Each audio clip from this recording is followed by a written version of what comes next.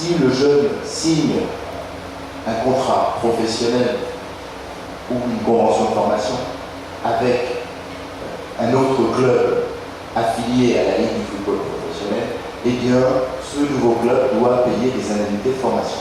Alors, deux types d'indemnités de formation. L'indemnité de formation classique, qui est l'indemnité fixée par les articles 19 et l'annexe 4, je crois, de mémoire, ou l'annexe 3 du règlement FIFA du statut du transfert du joueur, qui met en place un barème en fonction de la situation géographique du club. Donc cette indemnité de formation, on la retrouve également entre clubs français. Donc c'est une somme fixée qui est là à l'intérieur du système français en fonction de la catégorie du club. Les clubs sont classés en plusieurs catégories, des sous-catégories en France.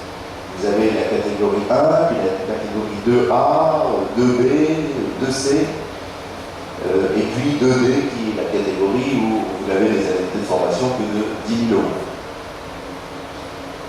La spécificité également de la réglementation française, c'est les indemnités, la valorisation de la formation. En fonction de la performance, la qualité du joueur, eh bien, vous allez avoir des bonus. Si vous voulez, aujourd'hui, on fait l'effort de mener des protocoles aussi très orientés vers le haut niveau. On parlait du savoir-faire. Ça veut dire qu'on est sur des projets, au départ, on qualifiait de double projet scolaire. Vous l'avez évoqué, scolaire et sportif. Aujourd'hui, par obligation, on doit être aussi dans des projets éducatifs et sociaux. De par la clientèle du football, mais aussi de par l'évolution de la jeunesse, simplement. Donc, moi, je parle souvent du quadruple projet, alors ça fait peut-être beaucoup. Je pense que les missions des clubs, et les clubs les assument bien. J'ai entendu parler tout à l'heure du brevet d'État. Je pense que c'est mal cerné, et Vigo vous le trouvera. Il y a énormément de joueurs dans les centres de formation qui aujourd'hui sont dans la filière bac. Donc, à condition de bien les accompagner, ils sont largement dans les normes nationales.